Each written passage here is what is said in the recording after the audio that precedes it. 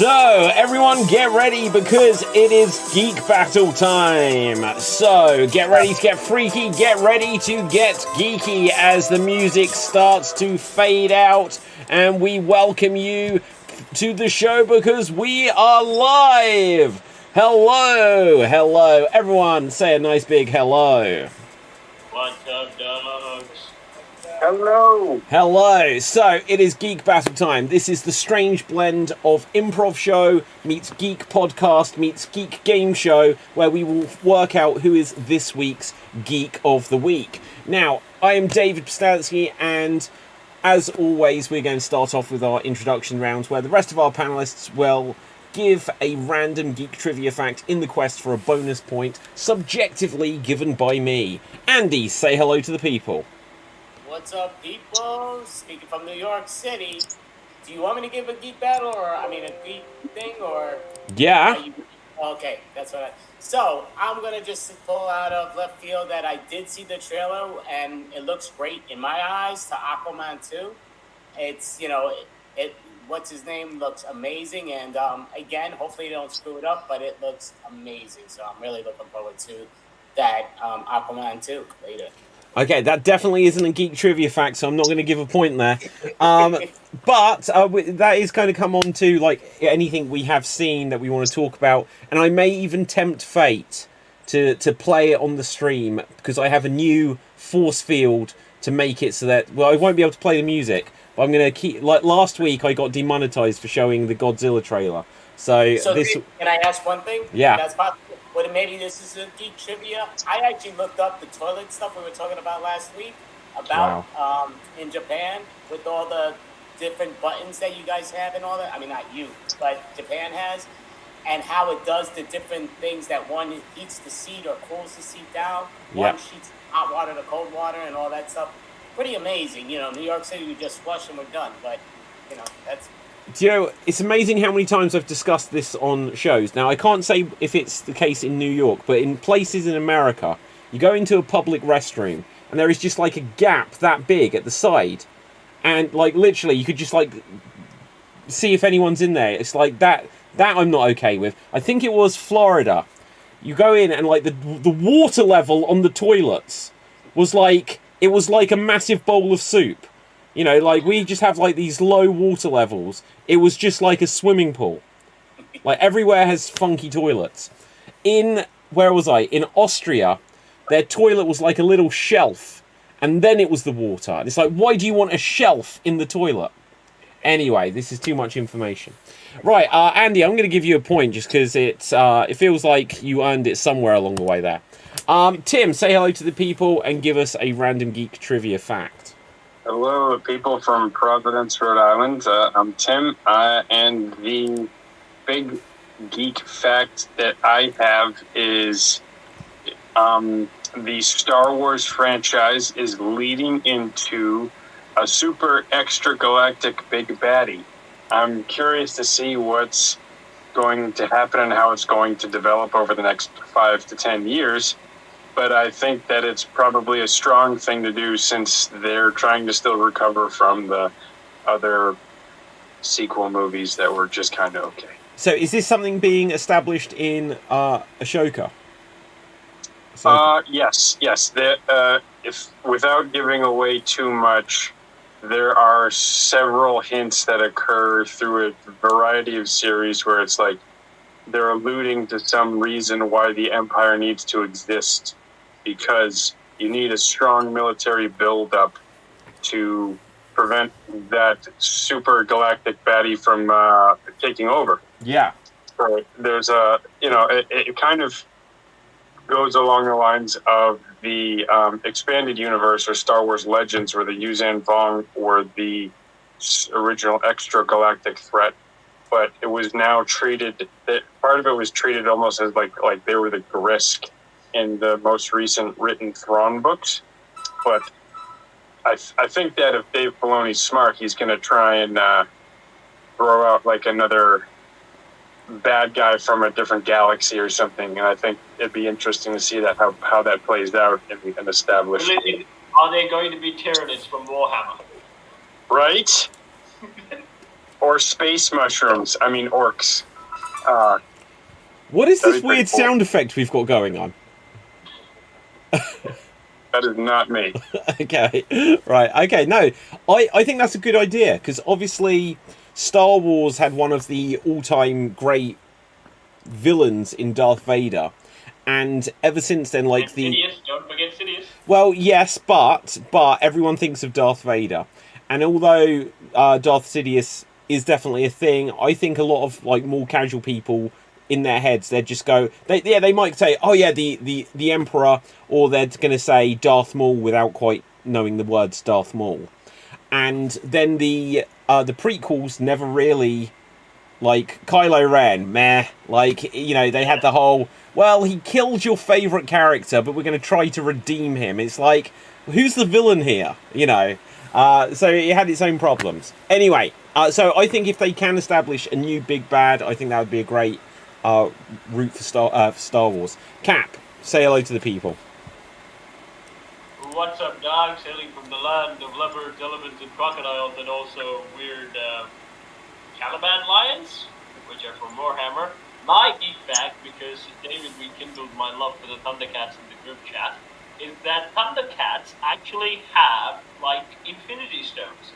Well, not exactly like the Infinity Stones, but the Eye of Thundera, you see Lionel wielding his sword, the tiger thing with an eye. That's actually the War Stone, the Cosmic Stone of War, I guess. It's never specified that it's the created of the Big Bang or anything like that. There's some Cosmic Stone that wields immense power. There are 4 of them, which I'm hoping this... StreamYard! Come on! Okay, there's like the Soul Stone. They have a... If you hold it in front of you, it'll work. Okay, let me see. Okay, now just edge it forward, Okay, edge it forward. If anyone's just listening to the audio version of this, Capelthave is just... No, and he's gone. So, there is the Spirit Stone, the Techno Stone, the other stone we never got to learn what it was because Season 2 was cancelled because of stupid Legos. But the War Stone is the stone that the cats actually have, that Lionel has, which is wielded in the sword. That's not actually the most powerful sword there is. Basically, they made the Sword of Omen out of a piece of crap from Mumra's bigger sword. But for some reason, because of Lionel's pure hardness or his spirit or something like that, he was able to harness more power than the bigger sword of Mumra, which goes to show that these stones have their mind of their own. And even though the War Stone is mainly meant for power and war and stuff like that, if you see the 80s show, that stone can do basically whatever it wants. It can fly up Lionel, it can shoot ice beams if you want to, it can rejuvenate the Thundercats, it can basically do anything. It's more like a reality-bending stone than a War Stone. But that means Lionel can kick Thanos' ass, okay? But alas, they are in different universes, so we will never know. It's a multiverse, though, so they might collide one day. Okay, so here's the thing. When it comes to multiverses, like, DC now have a multiverse, Marvel have a multiverse, I'm sure Thundercats do as well. Do these multiverses somehow... Thundercats never actually went to a multiverse thing. Yeah, okay, but Ninja Turtles did. Ninja Turtles did. Okay, right. So, various things have multiverses. Are they separate multiverses, or isn't the whole point of the multiverse that eventually it will have any of these? If it pays enough money, they will have it all. But DC, Marvel, long way from it. But yeah, Well, who knows? Who knows? With James Gunn going over to DC, he might just be setting up this whole deal. Although the reviews, so the test screenings for Aquaman saying that it's kind of jarring. People didn't like him. There's a one scene, you know the Flash's baby scene, right? Which everyone hated. Yeah. Apparently, there's something like that in Aquaman, which I mean we don't know for sure. It's just test screenings. People find it a little bit bad. Okay, well, let's go straight to the screening of this. Now, I've created a new Geek Battle force field to hopefully make it so that we don't get copyright claims come up on the show.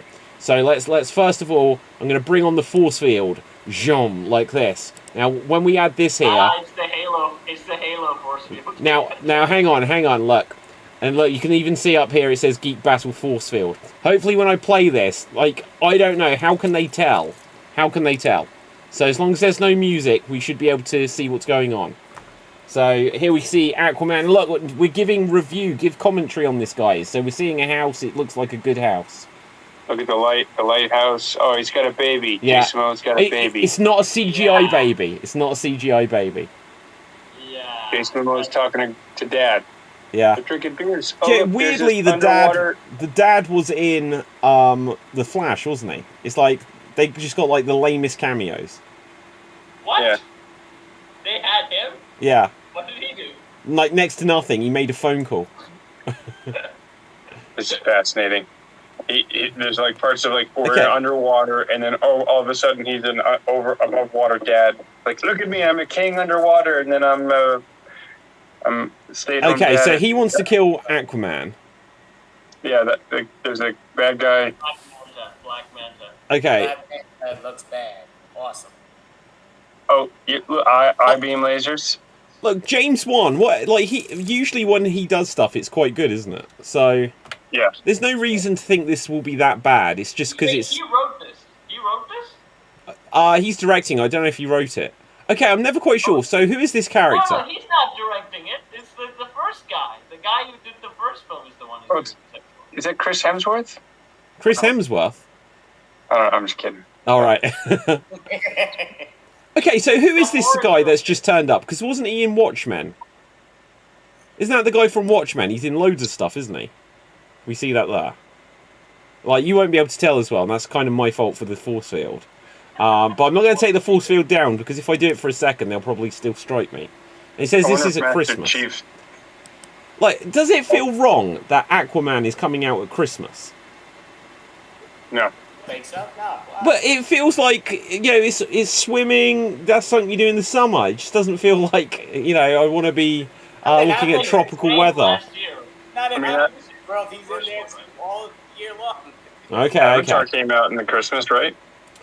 What did? Didn't Avatar come out near the Christmas time too? Yeah, we're doing this. Yeah, that's a Like good the point. wind Okay, water? let's continue on. Yeah, that's a good point. Okay, so this guy, he looks more like Ant-Man than Ant-Man. Damn. But he has a crown. Okay, who is the dad there? Because I thought, like, who is that? Because I thought it wasn't it like Dolph Lundgren, or am I completely Mandela affecting that? That was like the dad.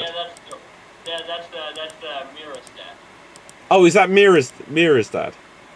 Yeah. Is she in this So one? Because there's the whole rumors, isn't So there? I think Aquaman gave the trident to him to rule the seas while he raised his baby Okay. upstairs. Maybe something like that. Wow, do you know what? Like, I don't know. I think Amber Heard is in this, but they completely haven't shown her on this trailer at all. Like, not once so far. Not even a cameo? Well, that was the thing, because this is where we got, like, spoilers of this film, like, a year ago, with the whole Johnny Depp thing. She was saying that she was cut from the film. Oh, no, that was Mira, wasn't it? Yeah. Okay, let's see. Let's get to pause on this. Yeah, that's it. Yeah. Blink and you miss it. Split second. Let's see if I can get it. Split second. Okay, and there you go. So she's probably locked up, and he needs to rescue her, probably. Yeah. I think this looks good. They probably might break up. They might break up, though. Okay, I think that looks a good film. It looks excellent. Yeah. No, I'm genuinely. I liked the first one. Like you didn't like the first one. I like it. It was completely a chapter change. It was what? It was a completely chapter change from the Signers. I mean, like, they're suddenly like, yeah! Okay. A little bit more energy for me.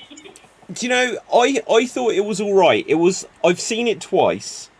Like, I wasn't offended over time. It's not one that I've gone back and I've watched Batman versus Superman like a bunch of times. I've watched. No, you didn't like that one, Andy? Not at all. I've watched Justice League, like even the original version, like 3 times, and I've watched the Snyder Cut in the year it's been out probably 3 or 4 times, and that's a long film. Yeah. So, but like Aquaman didn't capture me as much as those, but I have seen it a couple of times.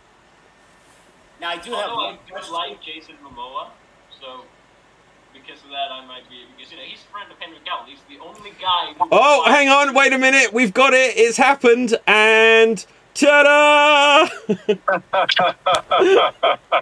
Henry Cavill has been mentioned. It was going to happen at some point, and the moment has been prepared for this week. The moment has been prepared for. I love the Henry Cavill from The Flash. That's Oh yeah, the god awful one. yeah, the heavily chiseled chest. Yeah, Thank what you. is that? Plastic Man. He looks like Plastic Man. To be honest. I'd love to say that I've got a bunch of these prepared for different things, but that one took enough time on its own.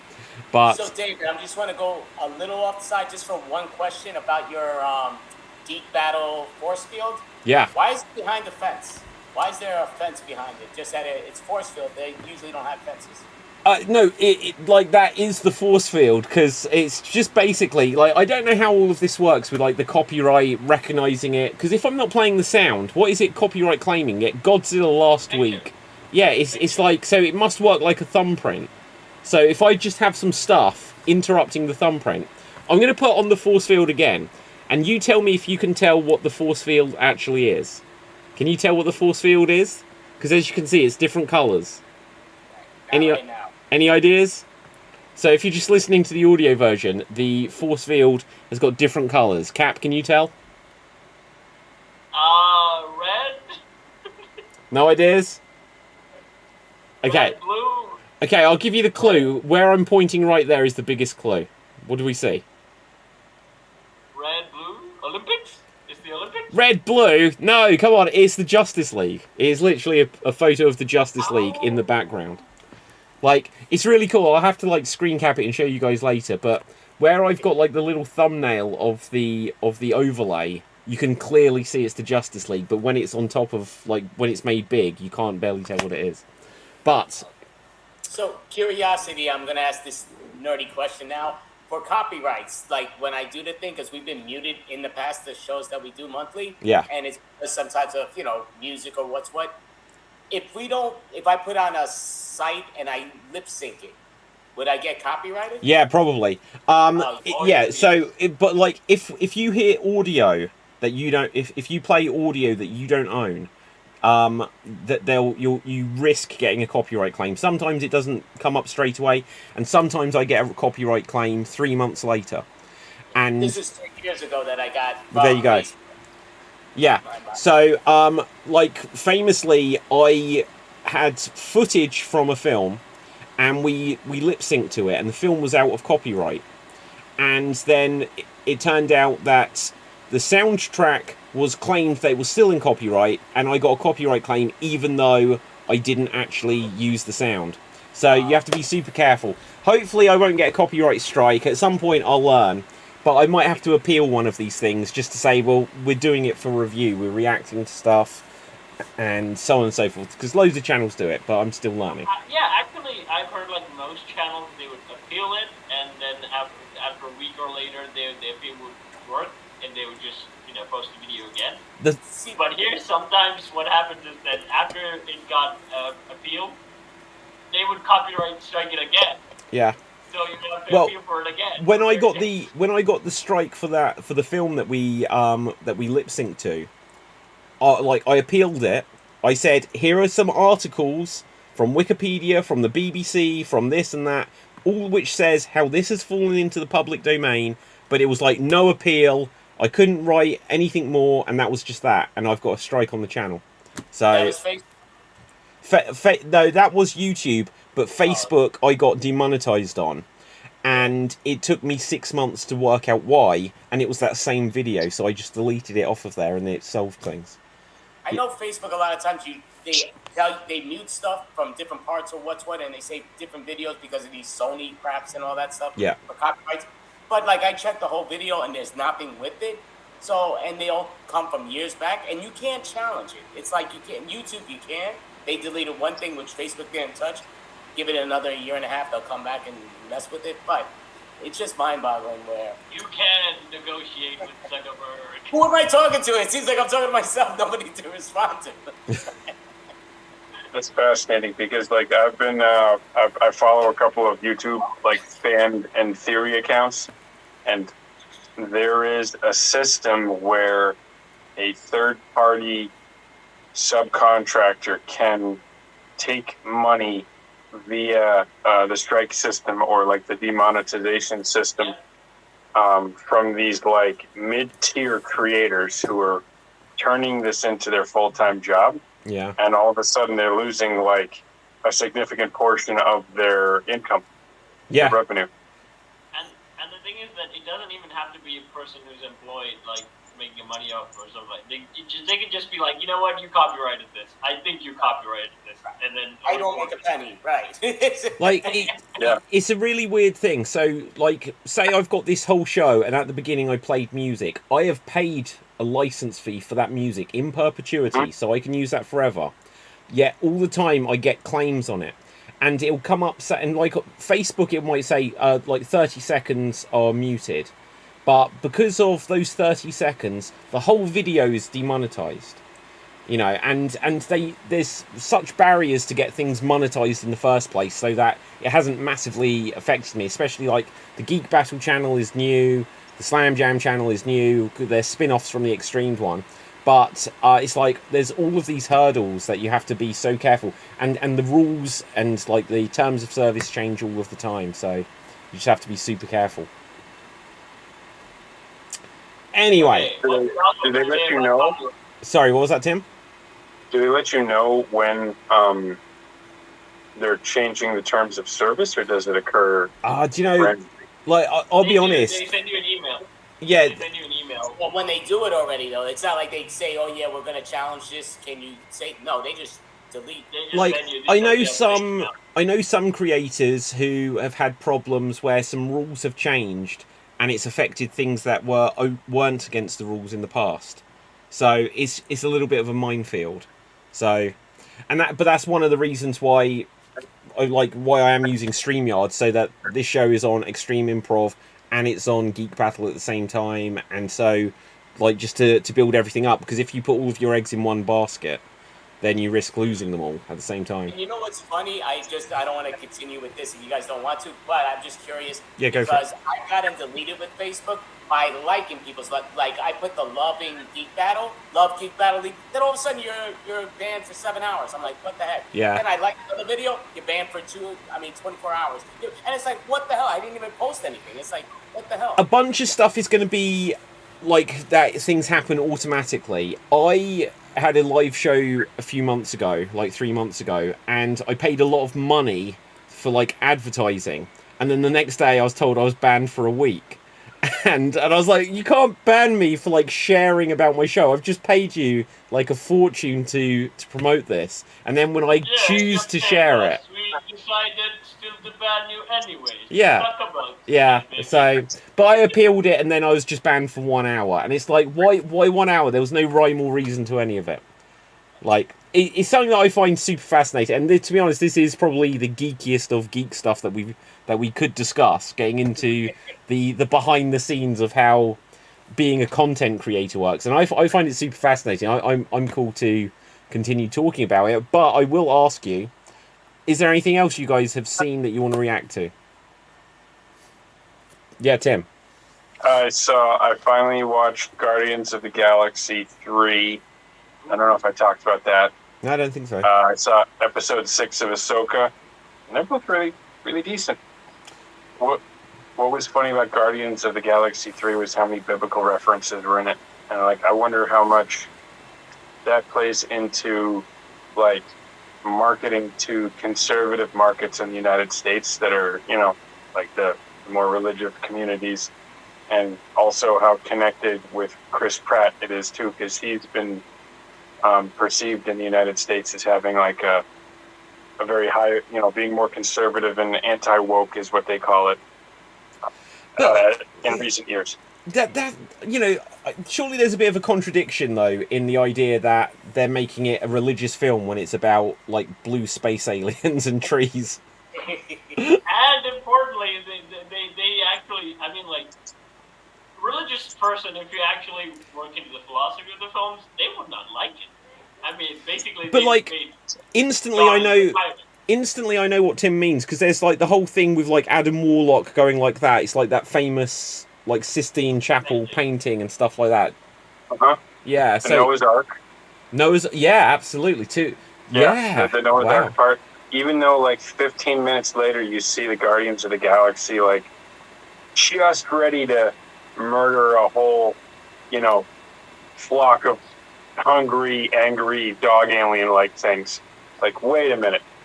So Noah's Ark saving these animals, and then all of a sudden there's these aliens running towards this village, and we're gonna shoot them all. It doesn't make any sense. Their reasoning was, I think, at the end of the film, they look so cute, and one character said to Rocket says yeah, but what about these people? They have no defenses. They always get back to that. Sure. Yeah. But I would say the religious messaging will, I don't know, because you have the high evolutionaries simply yelling, "There is no God, that's why I stepped up." You have these lines that are very contradicting to religious theologies and stuff like that. I'm not really sure theology. Depends on the person, right?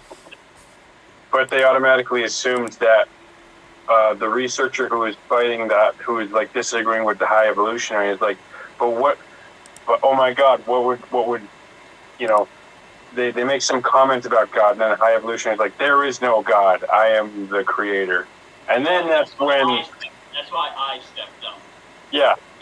And then that's when shit goes down. That's when stuff goes down, because it's now you've sort of either insulted the concept of God, or you had the ego to take on that, I guess, that role.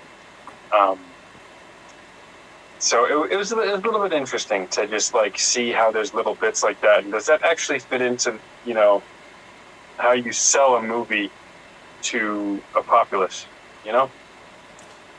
Yeah. So I didn't find it all that religious for some. Even if you fill it in the religious, again, it's art, so you can interpret it in different ways. And for me, it's all about the God complex and logical fallacies. That's the usual thing that we get with even religious things. That it's full of logical fallacies. So that's why most of the religious stuff tend to be stupid, because they get past that. So I thought it's a very beautiful way of pointing those things out. This is my interpretation.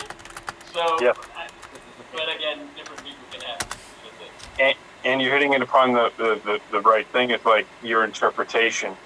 And we're in a book that's been written and rewritten and been around for thousands of years, like any kind of sacred text, there are interpretations of what is written in modern efforts, and the will and bias of the person who's interpreting it. So it becomes a little bit difficult in that aspect.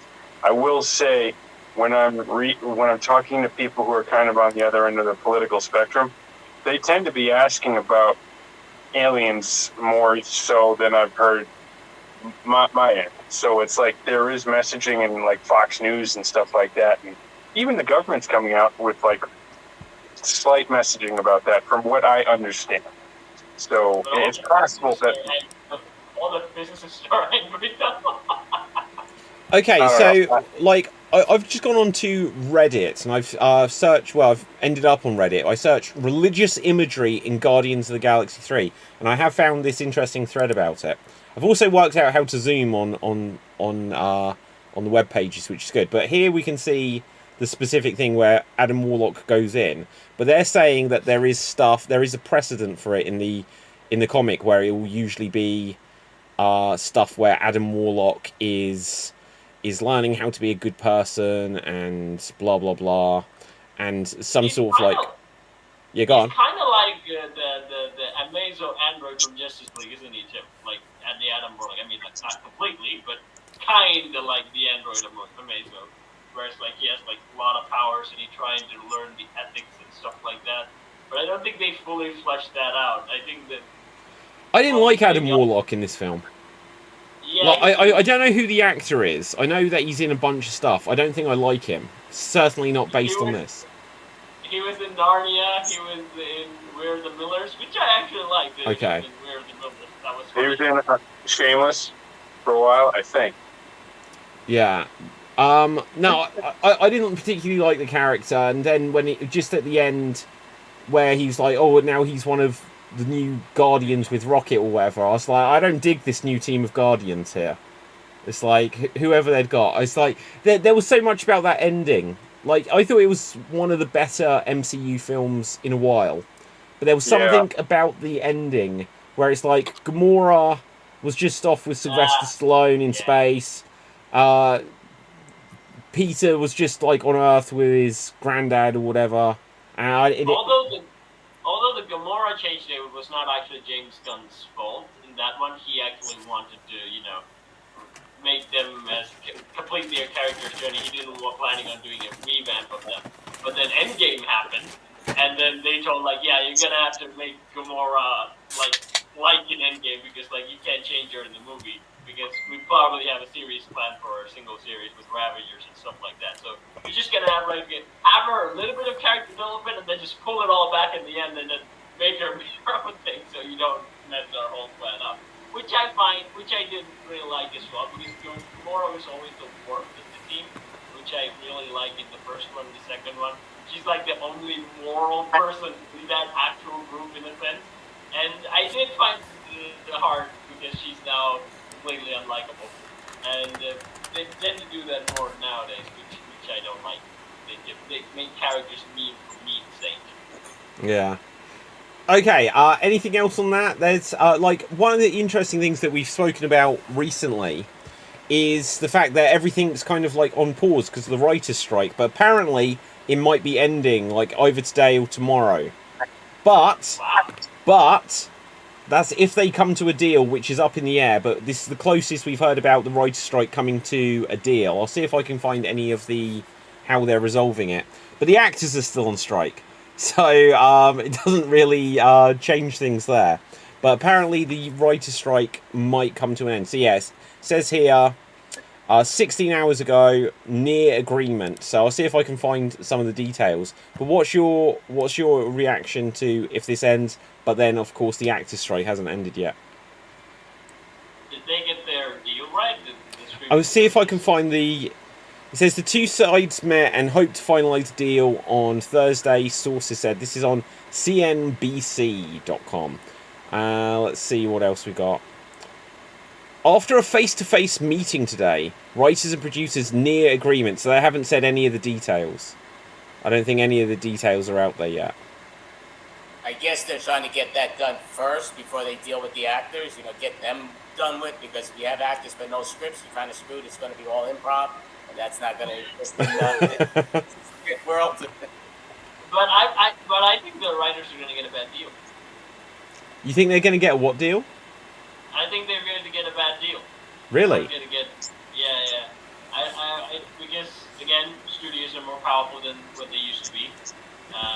Also, with AI, basically, again, they can't do whatever they want. Yeah, but I think that's what this whole fight is about. Trying to, fight so that, if we don't fight now, they won't need us in 2 years' time because AI will be too good. I think they'll still do it. I think the one thing they might do is that studios will have a heavy say on the AI writing, and then they will give it to writers to edit the script, most likely, and they will again get half the pay. And also with the streaming thing, they might get a good deal, but again, the way the strike has been gone so long, and again, they don't have that much public support, because that's what I've always been saying, is that they haven't really created a lot of stuff in the recent years that connect with the audience more. They don't have the people's back, which if they had, they would have easily gotten a better deal, because so far, the things they have put up in, they have been bad, but it's not necessarily the writer's fault. It could mainly be the studio's fault. But what we see is that very poor writing in very recent stuff, and also writers and actors don't having good relationship with fans anymore. Yeah, true. No, I completely agree. Like, there's been a lot of squabbling between like fans and the people that make stuff. Like, fans have been super unhappy with a lot of things over like the last 3 or 4 years, and so yeah, they perhaps don't have as much support. But it's weird as well, because you think over the last few years, like, everything that Marvel was doing great kind of went downhill. DC have never really got things going super to plan. The sequels to Star Wars didn't hit the way people were happy with, and so it ended up where loads of really prominent things were kind of getting a negative reaction from the biggest fans, weirdly. So yeah, so the fans don't put them in the best position to get that support from that side. For how much that may be worth, I'm not sure.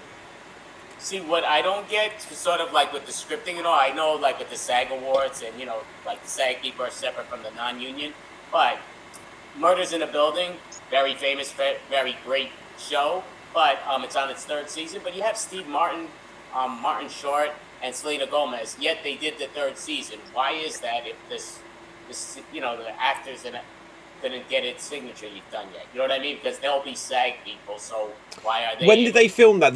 They probably must have had that in the can. They must have had that in the can. Like, they've been eking stuff out. Like, so I've been watching Quantum Leap recently, the new version. And I can give my thoughts on that in a minute if you guys have or haven't seen it. But they've just announced that, like, season 2 is going to be starting, and they've literally said that they're going to start airing it, but they've also acknowledged that they've filmed most of season 2, but not all of it. And it's because they're getting desperate that they don't have anything to show, so they need to have some new stuff to keep people, try to boost ratings and keep things up here and there where they can, just until things get into production again. But I think, like with that example, Murder in the Building, that must be something that they'd already got out. Because like we were saying last week, what was it? Beetlejuice 2 is a day and a half away from being finished, but they had to go on strike. So they literally, for like a day filming, they haven't got the whole film done. Cap. Also with the writer's strike and the fan support thing, you can see this on YouTube happening to most creators who are a little bit established. If they run into a financial crisis or anything like that, they literally ask fans help, and they might get very generous donations that they'll be able to, even improve on their channel as well. Again, this only happens because you have a community of people who is really dedicated to you, and they really do want to see you prosper. If this, like, let's assume like this happened like in the early 2000s, where like Disney movies writers and they were the ones who were striking, not the people who wrote the remake. They were the original writers who were striking and stuff like that. I would say it would be a much harder thing for studios to win, because the people are definitely going to be behind those creators who gave those classes. Right now, like even when everyone went on strike, how many people didn't unsubscribe from Disney Plus or anything like that? People didn't. Mainly because they might be not watching the new stuff. They might be watching the old stuff. They'll be like, yeah, who cares? I'm going to watch the original. I don't care if this writer gets it or anything like that. So I would say having a good relationship with fans is always a must. And this has been the heavy decade of reboots and also adaptations of multiple things that have already been in the fandom. When you're doing that specifically, not creating original Someone got like stuff, a rabbit that's like chewing a carrot in the background. Could you guys hear that? It sounded like Bugs Bunny just like chewing a carrot in the background. Cap. No, go ahead. You were saying. That's probably me. But yeah, my point is that again, you each have like when you're adapting and you're rebooting stuff, you need the fans back. Otherwise, you're going to lose your audience, first case, and the new audience. If your stuff isn't good, they're not going to watch it. Yeah. You see, kind of like what you were saying, and I could be 100% wrong, but they made it sound like, after the first season, they were negotiating, are they going to make a second season or not? And now they finally put out the third season, so it's on now. But they were acting like, will they have a third season? Will they not? Even though they make it like it's a continuation, but they were up in the air. So I wouldn't think it would already be signed, but you might be right. But it seemed like, I don't know the show. Where is it set?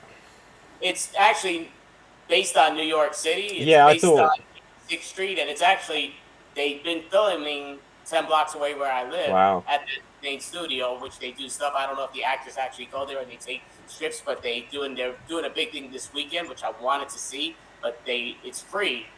But the tickets are gone. I mean, but it's a great show. Like, I'm talking about Murders in the... Do any of you know this show? I've seen like the first episode. Like, it's on Disney, isn't it? It's on Hulu. So in the UK it's on Disney. Yeah. Oh, okay. It's great show. All the episodes. I like season 1 a lot. Season 2 was I love it, but it's. Oh damn! I was going to make a point on something that Capital said a minute ago, and I really can't remember what it was. Oh yeah, you said about like reboots and stuff. So one thought I've got on that, like that you say it's been like a decade with a lot of reboots and that. You think about things. If there's you just listen to the audio version, I've got my hand going from left to right. So on the audio description from left to right, if this is our timeline and this is the beginning of time and this brings us up to the present. So we're like us being over here, like anything that's been made in the past. Like back here, there wasn't any. They couldn't do a remake or a reboot because everything was a first idea. And then they get here, and it's like, that idea from there, we could do that better. We'll give it another go. But now we're at the stage where they can do reboots of remakes of remakes of remakes again. So I think it's inevitable that this is going to like keep happening, because the more things have been proven to be a success in the past, the more they'll be like, well, we've got to reboot Spider-Man again. We've got to just keep and like especially with Spider-Man, where Sony have to keep making one every 3 years or something, otherwise they're going to lose the rights. But it's like, Planet of the Apes, we'll do a reboot of that. And they did the Tim Burton one and it didn't go super well. So they leave it a few years and they're like, what can we do? Well, let's bring back Planet of the Apes. And I think we're never going to get out of the cycle of remakes and reboots. Perhaps we can look at it differently. Maybe we can say, like, it would, because comic books are the same thing. The same story's been told by different artists in different ways. They rebooted DC with the New 52, and then that was doing well. So I think, I don't know, I haven't followed it recently, but maybe we should just, if you were looking at things like we looked at the Bible, that story's been retold a bunch of different times. And I love the remake of it. It's great. Yeah. The reboot was really good. Yeah. You had Buddy Christ. Do you know what? Like literally, I wish I was a movie studio, and if this was our meeting, I'd be like, we should make that film. It should literally be called like The Bible Rebooted, like this. And it's just like as if you've got like a comic book film, how you'd like have Tobey Maguire, and then you have Andrew Garfield, and it's a slightly different version of the same story. You could totally do that with a lot of these, like Moses or Noah and stuff like that. But instead of Noah's Ark, like it's now like Noah's submarine and stuff like this. And it's like, instead of the world being flooded... Isn't that 2012? I don't know, to be honest. Noah's submarine, they make a movie about the end of the world in 2012. The movie Well, I don't know, so not a submarine, but like it should be like, the Ark literally goes off into space. It's like, so there's going to be like such bad conditions. It's like, this is how you do it as a reboot. I don't know, perhaps this is... Pandoran. Yeah. But that's the thing I would say also for the Disney thing. Instead of doing the remakes. You can adopt thousands of fairy tales from other cultures. I mean, you only scratched the very surface of fairy tales. You have like a world of folklore you can just rip out new stuff with, but like, no, we're gonna do the remakes. Yeah. Yeah. Like, think of how many different stories we haven't heard or learned about because of the dominance of one. Like, there's probably so many folk tales and legends and mythological stories, and stuff that's original too, you know? Yeah. That would be fascinating to, hopefully that stuff is still cataloged out there, and there might be some smarter studio executives who are like trying to find something that's fresh and new and not written on toilet paper. I don't know. Or you Okay. just do the DC animated universe. Yeah. Okay, so guys, like, I'm aware that we need to, like, now Nick isn't here. We're on a Thursday. It's not a Wednesday. It means we will have a different Geek of the Week this week. And Nick literally did He was ask. stripped of the title, right? He was stripped of the title? No, it doesn't quite work like that. So technically, like, Nick did ask, will my undefeated streak still count? And it's like, technically, he will be undefeated when he's here. So when Nick is back, then maybe... What happened to John Jones? Yeah, exactly. There'll be an interim champion, perhaps. Or perhaps that's not fair on whoever's here. Right, but... Okay, so let's play a game just to try... And, like, I've been working on my chat GPT skills. Speaking of AI, I'm not coming up with these questions ever again. Like, the amount of hours I've spent coming up with questions... I will, definitely. But I've gone to chat GPT, and hopefully these will be some better questions. So... But fingers on the buzzers, basically. So give a wave and call out buzz. I've got here 25 superhero-themed questions that increase in difficulty, and I have the answers. So I've got everything covered here.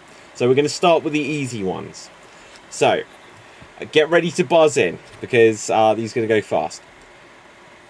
What is the alter ego of Batman? Buzz. Andy. Bruce Wayne. Is the correct answer. Okay. What superhero has the ability to climb walls and shoot webs? Buzz. Andy. Spider-Man. Yes. On a roll here, Andy. Next question. What is the real name of the Man of Steel? Buzz. Tim. Superman. Is the correct answer. And let's see. Who is the genius, billionaire, inventor, and philanthropist in the Marvel Universe? Cap. Buzz. Tony Stark is the correct answer. Good. That was our easy round. Let's see what the moderate questions come up with. Okay. What is the name of the fictional city... Wow, this isn't hard. Where most of Batman's adventures take place? Andy. Gotham City. Is the correct answer. I hope they get more moderate than this, because that wasn't very moderately hard. Okay. Who is the arch nemesis of the Flash and is known for his... Okay, Cap. Reverse Flash? Is the correct answer. Okay, let's see what we've got. I'm trying to add the points as we go along. What superhero is known for his signature red and blue costume with a lightning bolt emblem? Buzz. Cap. Flash? Is the correct answer. Okay. Where's blue in Flash? Well, to be honest, how is it blue? When is it blue? It's red. Exactly. This is bullshit. Like, chat GPT. Right, okay, still. Okay. Which superhero team includes mutants? Buzz. Tim. X-Men. Is the correct answer. Okay, let's see. Do we have any more? Okay, what is the real name of the vigilante who is often referred to as the Punisher? What? Cap. Frank Castle? Frank Castle is the correct answer. Ooh, that last one actually gave a moment's pause for thought there. So they were our moderate questions. Now we're going to go on to our difficult questions. What software does Batman use on his Batcomputer? What software does Batman use on his what? Batcomputer. Linux. Right, okay. What supervillain is known for his obsession with riddles and puzzles? Andy just Riddler. is correct. This isn't an expert question. Oh, ChatGPT. Right, okay, let's see what else we get. Oh my god. I'm gonna adapt some of these questions just to try to make them a little bit trickier. It's experts for 5-year-olds. That's what it Okay. What is the name of the hammer wielded by Thor? Buzz. Tim Mjolnir. is the correct answer. Literally, the way it asked it is, who is the Norse god of thunder that carries Mjolnir? It's like Thor. Jesus. Right, okay. From what substance is Captain America's shield made? Buzz. Oh, Tim, just. Vibranium. Is the correct answer. And let's see, next up. Which superhero is a brilliant detective and often... Oh, Cap. Is the incorrect answer. I will say that you're frozen out of this question. I will give the full answer for the remaining people. Which superhero is a brilliant detective and often partners with Green Arrow in solving crimes? Ooh. Buzz. Okay, Tim. The question? No. It's not the correct answer. Andy? Andy first. The Flash? Is not the correct answer. Capithave, you won't get the point, but give us the answer. Black and Arrow. Is the correct answer. Oh, okay. So you took a chance there by coming in early, but I won't give you the point. Okay, the last of the difficult questions. Oh man, this is so... Okay. Actually, okay. I will give 2 points to this. What is the name of the artificial intelligence system that assists Tony Stark and becomes the suit? Okay, Cap was first. Jarvis. Yes, the second part of the question, I'll give you a chance to answer. What does Jarvis stand for? Cap, can you answer? I didn't even know it's an acronym. What? Okay. Tim. Janky ass robotic voice in servopositive motors. I almost want to give a bonus point because that was so creative. I'm going to. Bonus point there, Tim. Right. That's what it is. Okay. Janky ass. Okay. Robotic. Andy, do you know what Jarvis stands for? Just amazingly reversed videos. You got one of the words correct. It is just a rather very intelligent system. How about that? But now, guys, wait for it.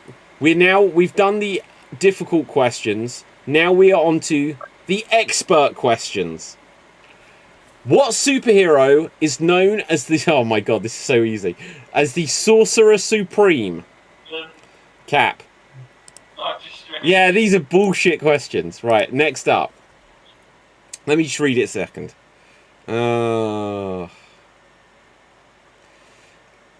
Okay. I don't know how to make this more difficult, so I'll just go with it. Who is the mutant with the ability to manipulate and control metal? Buzz. Tim. Magneto. Yeah. How is that difficult? It's not at all difficult. No, this is expert, not difficult. Okay. None of these are getting easier, I'm not going to lie. Okay. Which superhero team advocates for peaceful coexistence between humans and mutants? Buzz. Tim. X-Men. Is the correct answer. Okay, and you wouldn't believe I had to rephrase that to make it more challenging. In the DC universe, oh my goodness. Right, let's just see. What is the name? I'm just going to make up a question based on this. What is the name of the item one of the Justice League uses to... Buzz. Okay, Tim? Green Lantern. No. Good stab in the dark.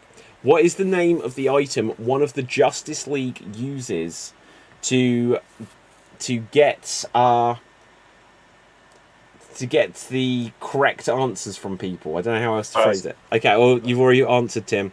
To Cap is the correct answer. Literally, it was just what's the team that's Batman and Wonder Woman are in. So I had to make it up there. Okay, next. I know these are too easy. Okay.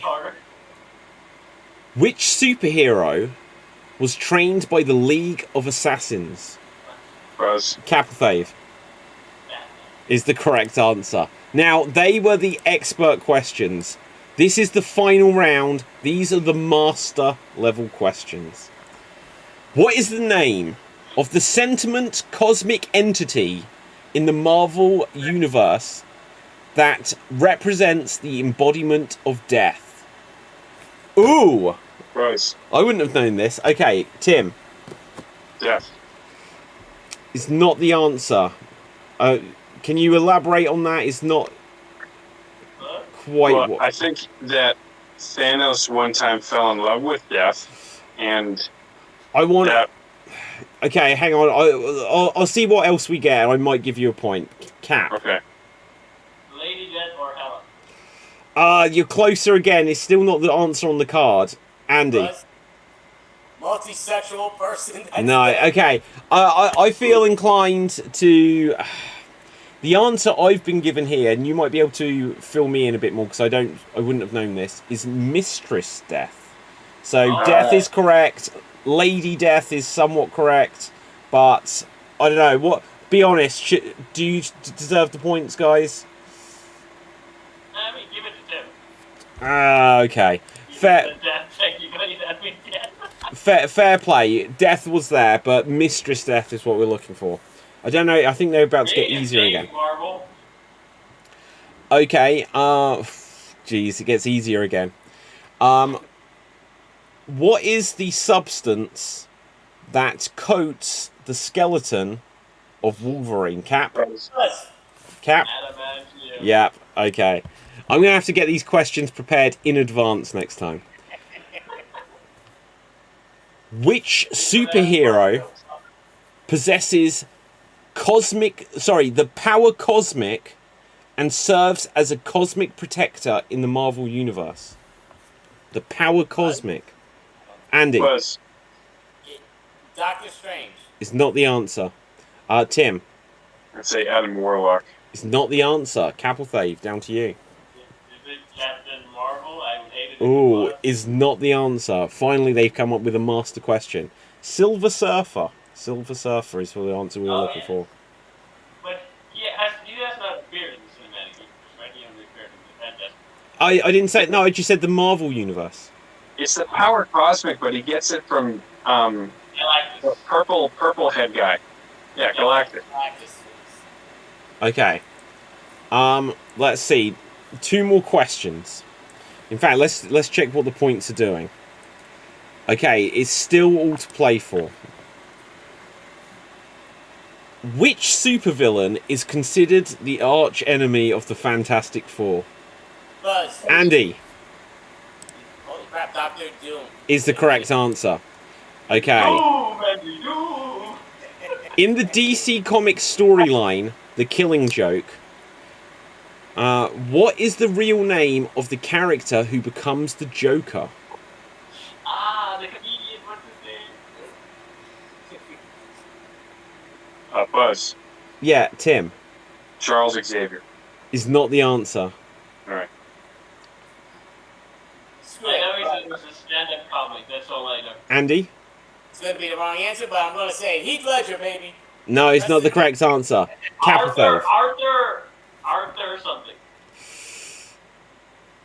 I can't quite give it based on that. Now, I'll be honest, I was about to ask a follow-up question of could you tell me the name of any Joker?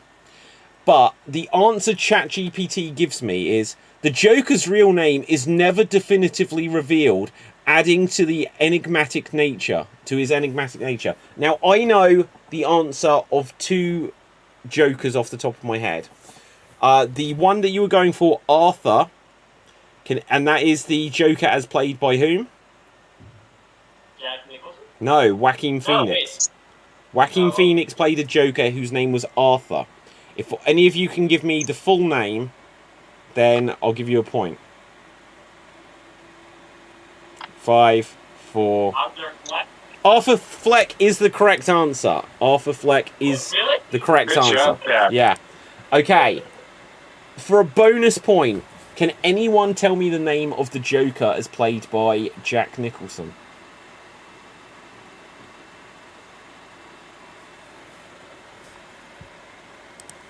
I'm just going to double check this. Ready? Yeah, it is what I thought. Do you guys know? 5, 4, 3, Frankie? 2, 1. What did you say, Cap? Frankie? No, it's not Frankie. It's Jack Napier. Jack Napier. Hello? Yeah. Okay. Now, we aren't quite at the end of the show yet. So, but I always feel like we end up forgetting to have the points. Capelthave, you're ever so slightly in the lead. Now, I don't know if we'll have more questions or what we'll do to decide this. I might ask like a guessing game question in a minute. But, okay, is there anything else you guys want to react to? Anything else you guys have seen or anything like this? Episode 6 of Ahsoka is even better than episode 5, even though episode 5 has my favorite soundtrack song. Okay. I don't mind the spoilers. I've seen some stuff like if Cap, Andy, do you mind any spoilers for this? So I gather that we had Darth Vader, we had Hayden Christensen or whatever back in the show and stuff like this, and they made him, from what I gather, did a better job at making him look younger than they did in Obi-Wan. Yeah. The technology's getting better. I have to say they're called Night Troopers, not Stormtroopers. Ooh, okay. And I'm really curious about Enoch's story, who he's like the captain of the Night Troopers. So, yeah, it's just the aesthetic of the whole series is escalating, and I'm enjoying almost each character. Baylan Skull has a unique take on his, what the Jedi are in the future, and I'm looking forward to seeing more of it. I mean, is Luke in the stories? Luke is not in the story, No. which that would be nice to see him have sort of a role in it, but in the next couple of seasons, if Ahsoka comes out.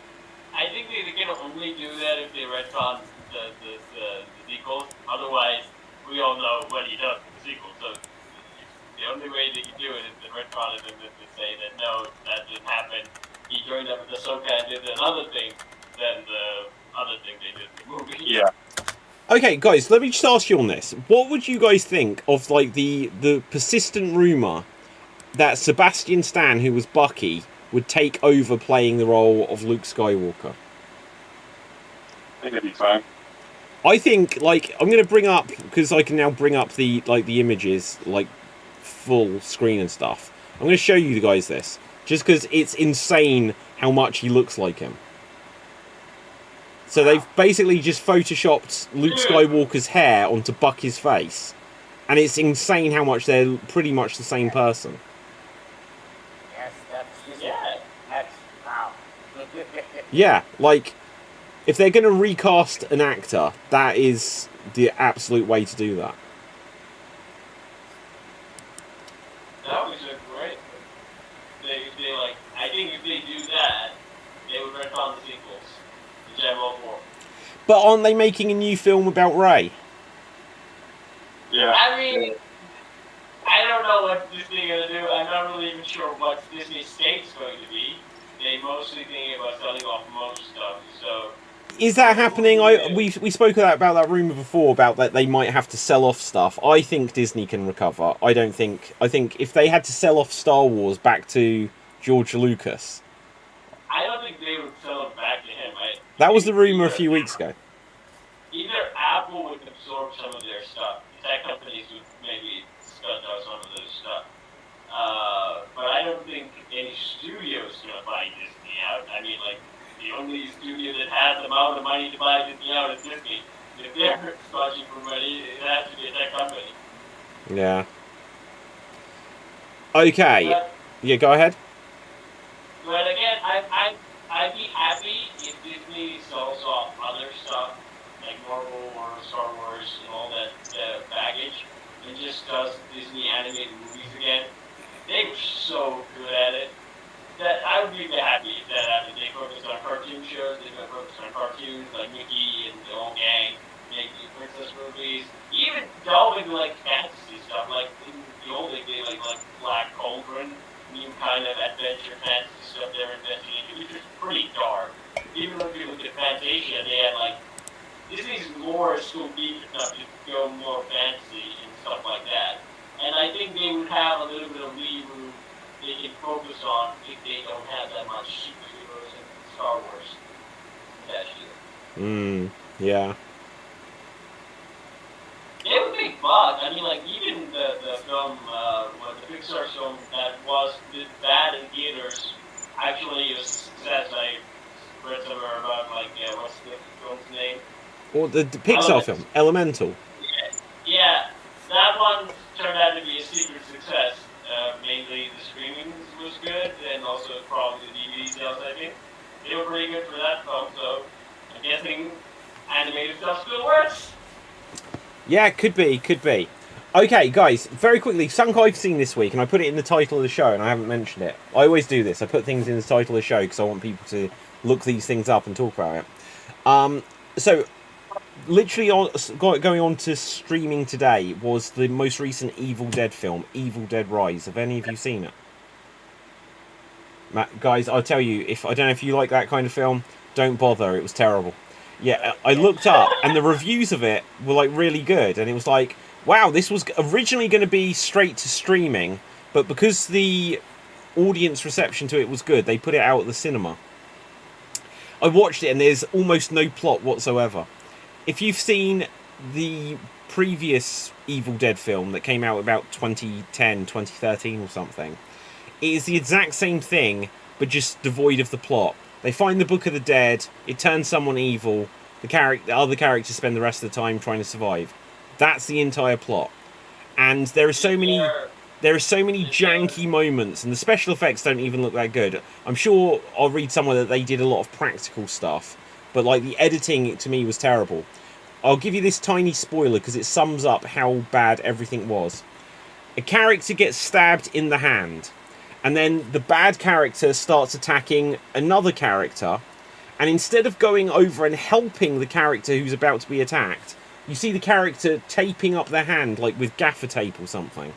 And it's like, you wouldn't do it in that order. You'd help your friend first, and then you wouldn't be like, well, I've got to tape this up, because otherwise I can't help them. You'd help them first. Like, everything happened slightly in the wrong order. No, I'm a hand model. I gotta take care of my business. Well, it was just... depends on the individual. Some people are greedy, they'll take care of themselves. But, like, okay, so say it was the four of us, and say one of us has turned evil. Okay, so Capelthave has turned evil. And, like, Andy, right? You know, Capelthave has stabbed you in the hand. Now, at the moment, it's 3 against 1. 3 of us against Capelthave. And you've been stabbed in the hand. But now Capelthave has jumped onto me, and he's going to get me. And, like, Tim's trying to help. Now, are you just going to be like, well, it looks like he's about to kill David as well. And I'm already injured. But I better take care of this before you're going to end up losing the numbers game before, like, you've even got over there. It was just a bad film. Bad film. And no Bruce Campbell. That's no spoiler. He announced that he's retired from it. But it's just That's what I was going to ask. Is there like a Bruce Campbell person in this film at all? No, like fair play to him. He announced after Ash vs. The Evil Dead that he was retiring from the role. But it feels like they're turning it into like Saw. Like if you've seen the Saw films, eventually it's like, well, Jigsaw was dying in the first one. How can they keep him in it? So then like, well, now it's his disciples doing the exact same thing, and now it's a different killer. Or Scream. It's like they're on the Scream 6, and they actually have a scene in that where they say about, well, there's been 10 different ghost face killers. It's like, well, who keeps doing this? Why? And in this one, it's just like, well, who's going to find the Book of the Dead this time? And they're going to have a very similar experience. It's not again. yeah, exactly. It's honestly like that, but it was bad. But I won't. Sorry, what's that, Cap? It's like Jumanji. You find the game and that's like a cool premise. I mean, so you can have But scenarios. at least in Jumanji, they might go there and they might be like, okay, so like in the first one, they had to play the game. The second one, and like I guess the third one, I can't remember it, but like they were sucked into the game and they had to try to escape it. Whereas this, it's like someone's going to turn evil. They're going to try to kill their friends, and some of them aren't going to make it. It was the exact same plot, but I mean, like, if you were to make it interesting, right, instead of like having normal wannabes suddenly turning evil because of the Book of the Dead, what if like the Book of the Dead finds itself in a gangster mob place? yeah. That all, and even weirder, what if like the book finds itself in like a Shaolin temple with monks who are all like trained to be, self-disciplined? Cap, I think that's a really great idea. So you put it with like completely different kinds, instead of just being a group of friends or a family, put it with someone. So imagine if gangsters with guns were suddenly up against like the Evil Dead. That'd be interesting. It'd change it up, Tim. They did that with Dracula on the slave ship, I think, the colonial ship. There's a movie that came out recently where it's like, yeah, Last Voyage of the Demeter or something. It's like, that would be cool. It's like, what characters would you, in a situation with this, like... All of that was taken directly from the book. Like, in Bram Stoker's Dracula does use the book to travel to England. Oh, wow, okay. Yeah. I haven't read the book, so... Cool. I haven't read it either, but I know the footnotes. It's really interesting. Like I've said this before, but I saw this interview with Christopher Lee, and he said, and this was probably in the 90s. He said the only way he'd ever play Dracula again is if they did a faithful adaptation, and he said because it's never been done. Yeah, and that's crazy. So far, you don't have word for word faithful adaptations to the book Dracula, because I think mainly we fell in love with the character of Dracula more. Most of the Dracula stuff are more like letters, mystery-solving letters. People just decided to do letters to figure out Dracula's invasion and throwing in just savvy intelligence. Yeah. It's more about the detective story. Same with Frankenstein. I'm not really sure about old movies, but like the new Frankenstein film, they never actually adapted the real Frankenstein. Yeah. Never did a word-for-word adaptation, so classic monsters, you can still do stuff with it. Yeah, well, like the thing that was such a shame is the Dark Universe, which was Universal. That never came to be. I don't know if I can bring up the thing very quickly. So Dracula Untold was so good. It's not faithful, but it was so good. I really enjoyed it. I hated the Tom Cruise's Mummy, but Dracula Untold was pretty awesome. Okay, let's see if I can show you guys this. So once again, I'm going to zoom in on it. Because this is just one of these amazing photos that exists that never actually ended up meaning anything. So here we see the cast of the Dark Universe. And so we see Russell Crowe, Tom Cruise, Johnny Depp. I can't remember who she is. And I forget that guy's name. But it was like they're going to do... Luke Evans. Is who? Where's Luke Evans? Luke Evans? He was Dracula. Yeah, he was Dracula. Are you sure? Yeah. Let's see if we've got like the list there. His film was the first. If you say so. No, that was look. See, Javier Bardem. Javier Bardem. Yeah, there you go. That's who that is. Right, but anyway, so they made The Mummy, and you did get a cameo from Dr. Jekyll and Mr. Hyde, played by Russell Crowe. But then, like, the Invisible Man, I think, was going to be Johnny Depp, or and then whoever Javier Bardem was going to play, or maybe he was. Maybe he was Van Helsing. I can't remember, to be honest. But it's just like they did this group photo, and then they did one film, and then they cancelled all of them.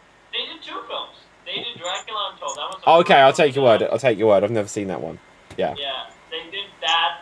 They announced the Dark Universe. They did a cameo in the Mummy film with vampire skulls. In Luke Evans' Dracula, and he's also in the modern day with. Yeah. There's the guy who played the Game of Thrones, the Lannisters, like the Lannister head, the British guy who played the Lannister old guy. He was like the Dracula's puppet master in a sense. Again, it would have been so awesome if we actually had that. But the problem was, Tom Cruise's mummy ruined it. Yeah. He should have just jumped and praised her again. Okay, guys, so just because we're going to run out of time, we've got 10 minutes until Extreme Improv Xstreamed, but let's see if we can get a definitive Geek of the Week this week. So, let's do the guessing game. So, what I'm going to do is I'll give you a minute and you'll ask me as many yes-no questions. Andy, what would you like to try to guess? Fictional movie. You know what? Fictional movie. A fictional movie, so no documentaries here. Right, okay, and here you go. You ready? Yeah, go. Is it in the 80s? Yes. In the 70s? No. Okay, so just the 80s. Okay. Michael J. Fox in it? No. Is it sci-fi? No, it wouldn't be counted as that. Is it fantasy? It has an element of that, but again, it's not what people would think of it as. Was Billy Idol in it? I have no idea. I doubt it. Has there been more than one movie? Yes. Has there been more than two movies? Yes. Okay. Is it a phenomenal movie? Like, rating-wise? Rating-wise, I don't know. Yeah, probably. Yeah, people liked it. People liked it. Holy crapper. Is it, is there any music to it? Yeah. Okay, but that is time. Tim, over to you. Does it take place on Earth? Yes. Is the protagonist a male? Yes. Is it a single protagonist? Yeah, pretty much, yeah. Do they spend a lot of time in front of a computer? No. Is it a superhero movie? No.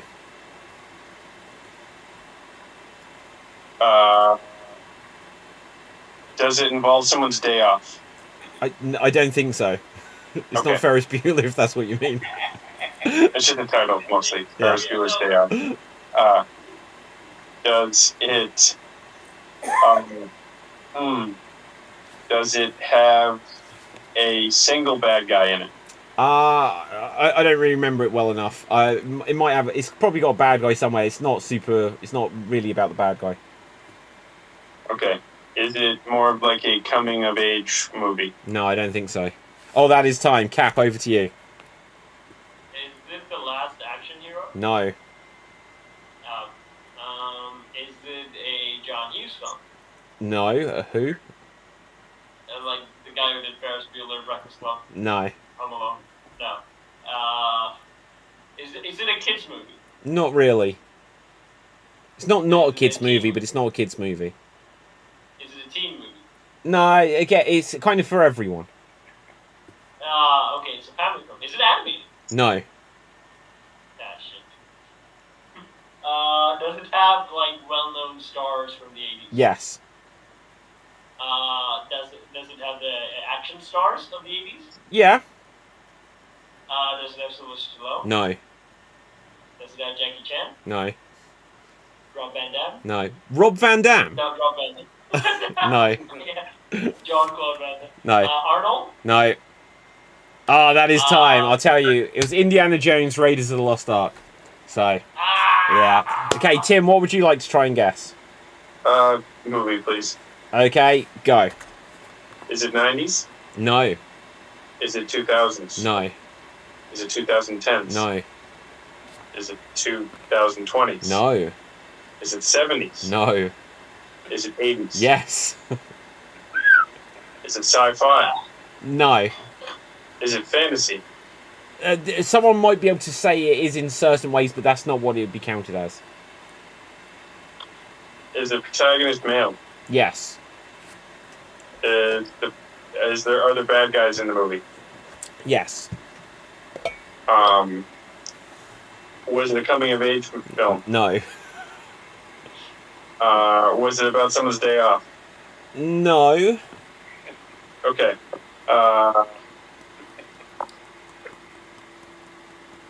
Does it have does it have Michael J. Fox in it? No. Okay. And Cap, handing over to you. Is it urban fantasy? No, I didn't say it was fantasy. Like, you might be able to get an element of that, but it's not really fantasy. Is it a kid's film? Yes. Oh, is it animated? Partly. Is it Roger Rabbit? Yes, it is. Yes, it is. Okay. Okay, so, Cap, what would you like to guess? Fictional character. Fictional character. And... Okay, go. Is it a superhero? No. Is it a fantasy genre character? Not really, no. Is it a sci-fi character? Yeah, but sometimes people might not say that, but yeah, more than not. Okay, does this character feature in movies? Yes. Live action? Yes. Is it Back to the Future? No. Did the movies come out in the 2000s? Yes. Some of them did. Some of it. So it started in the 90s? No. Oh. So some of it came out in the 2000s. So does it go after 2010s? Yeah. Does it have a well-known star? Yeah. It's a character, remember. Is it... That's is time. It, Andy, over to you. Is it in the 80s? Yes. 70s? Yes. 60s? No. Ooh, I know. Action. Yes, it's a character, remember. Fictional character. Oh yeah, that's right. Oh, proper. Okay, is it Indiana Jones? No. Is Arnold Schwarzenegger in any of them? No.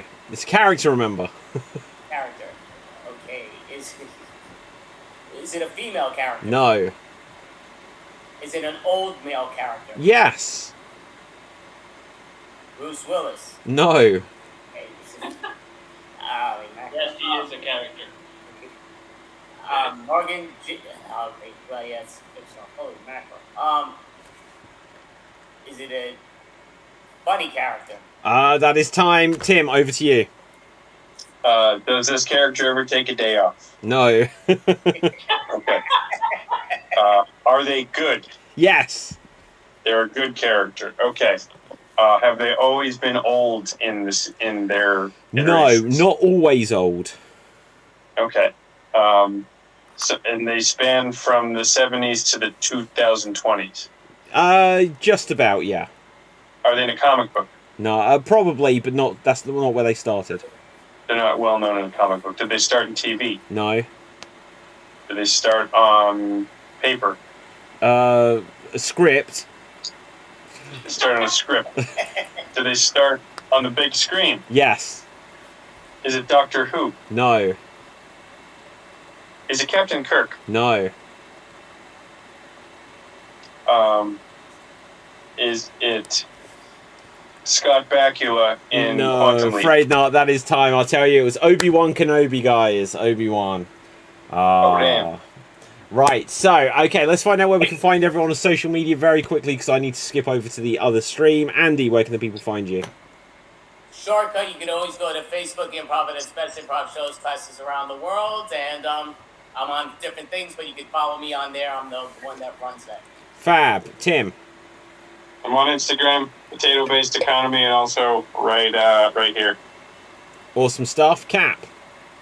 You can find me on Sundays where I sing my dance and Thomas of the Bucket and I work with puppets. And recently there's a video short called Who is Wolverine's Actual True Love? It's not Jean Grey, it's not Storm, it's actually a silly secret. You can go watch it. If you don't laugh at it, comment why you didn't laugh, okay?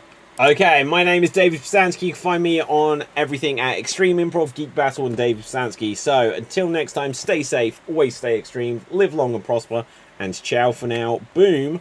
And we are off the air. Oh, sorry, hang on. Cap, I forgot to announce. You are this week's Geek of the Week. Ta-da! Nice job, Cap. Thank you.